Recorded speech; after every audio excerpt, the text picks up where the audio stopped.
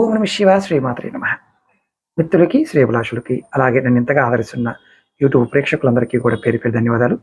మిత్రులరా, మీ అందరికీ పరాదేవత ఎల్లవెల్లా మీతో ఉండి మీ మనోవాంఛ నెరవేర్చాలని మనస్ఫూర్తిగా కోరుకుంటున్నాను.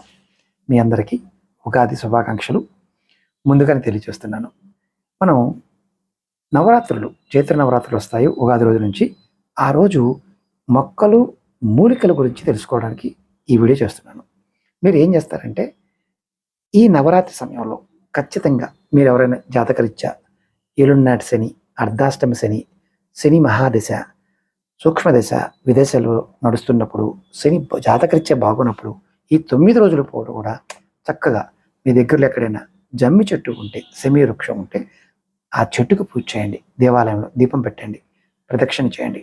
మీకు ప్రభావం తగ్గుతుంది. అలాగే నవరాత్రుల్లో ఇంట్లో తులసి మొక్క నాటడం వల్ల వాస్తు దోషాల ప్రభావం తగ్గిపోతుంది. మీకు వాస్తు దోషాలతో బాధపడుతుంటే ఖచ్చితంగా చేయండి. అలాగే అరటి మొక్క దగ్గర గురువు యొక్క అనుగ్రహం పొందడానికి, ఎందుకంటే 2033 వరకు కూడా గురుడు అతిచారంలో ఉంటాడు. ఇప్పుడు చూస్తున్న సమస్యలన్నీ కూడా ఈ గురుడు యొక్క అతిచారం వల్లే వస్తాయి.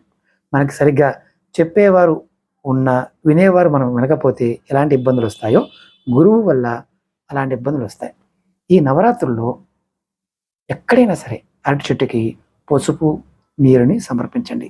అలాగే బియ్యపు గింజలు పసుపుకి నవరాత్రుల్లో అష్టగంధం వేసి దాంట్లో పసుపు కొమ్ములైన పెట్టి పూజ చేయడం వల్ల సానుకూల శక్తి పెరుగుతుంది. ఇది ఎవరైనా చేయవచ్చు. మీరు ఎవరైనా సరే ఈ పరిహారాలు చేస్తున్నప్పుడు నమ్మకం, విశ్వాసంతో ప్రయత్నించేయండి. నమ్మి విశ్వాసంగా చేస్తే మీకు అద్భుతమైన ఫలితం కలుగుతుంది. అలాగే మీకు ఈ వీడియో నచ్చినట్లయితే లైక్ చేయండి, ఛానల్ సబ్స్క్రైబ్ చేసుకోండి.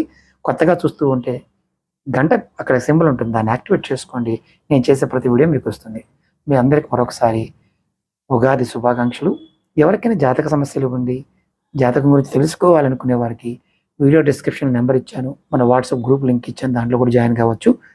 9440593655 ఈ నెంబర్కి కాంటాక్ట్ చేసుకోవడం, మీరు అపాయింట్మెంట్ బుక్ చేసుకోవచ్చు. మరొక షార్ట్ వీడియోలో హతజోడి ఎలా వినియోగించుకోవాలి ఈ నవరాత్రి సమయంలో చెప్తాను, దాన్ని కూడా చూడండి. ఓం నమ శివాయ శ్రీమాత్రే నమః.